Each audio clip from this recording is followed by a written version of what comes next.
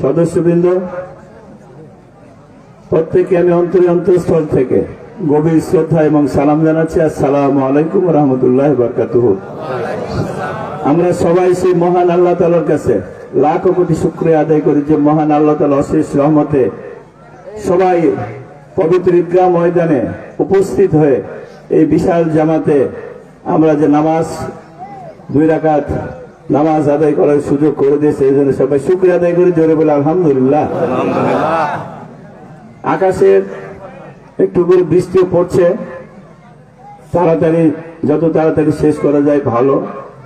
আমি আপনাদের সকলের প্রতি গভীর কৃতজ্ঞতা প্রকাশ করি যে বিগত 12 ফেব্রুয়ারি নির্বাচনে আপনারা আমাকে এই মহান জাতীয় সংসদে কথা বলার সুযোগ করে দেওয়ার জন্য, যে ভোট দিয়েছে নির্বাচিত করেছেন, এই জন্য আপনাদের সবার গভীর কৃতজ্ঞতা প্রকাশ করি। আমি এর আগে অনেকবার এখানে এসেছি, নামাজ পড়েছি, তখন চেয়ারম্যান হিসেবে এসেছি। তো এবার আপনাদের এমপি হিসেবে প্রথম নামাজ আদায় করলাম এখানে। আমার এখানকার মানুষ অত্যন্ত সহজ সরল মানুষ।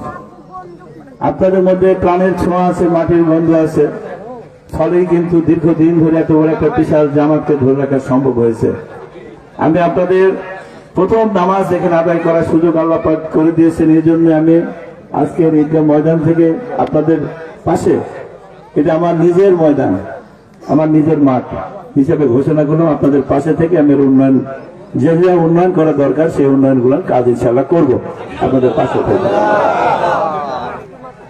আমার শ্রদ্ধেয় ভাই বোনেরা, আমি আজকের এই নামাজের মধ্য দিয়ে যেসব প্রবীণ ব্যক্তি যারা আমাদের মাঝে নেই, এই বহুগ্রাম ঈদগাহ প্রতিষ্ঠা করেছিলেন, আমি তাদের জন্য আজকে আল্লাহ পাকের কাছে প্রার্থনা দোয়া করি, আল্লাহ পাক তাদেরকে যেন জান্নাতের সর্বোচ্চ স্থানে স্থান করে দেয়। সবাই বলেন আমিন।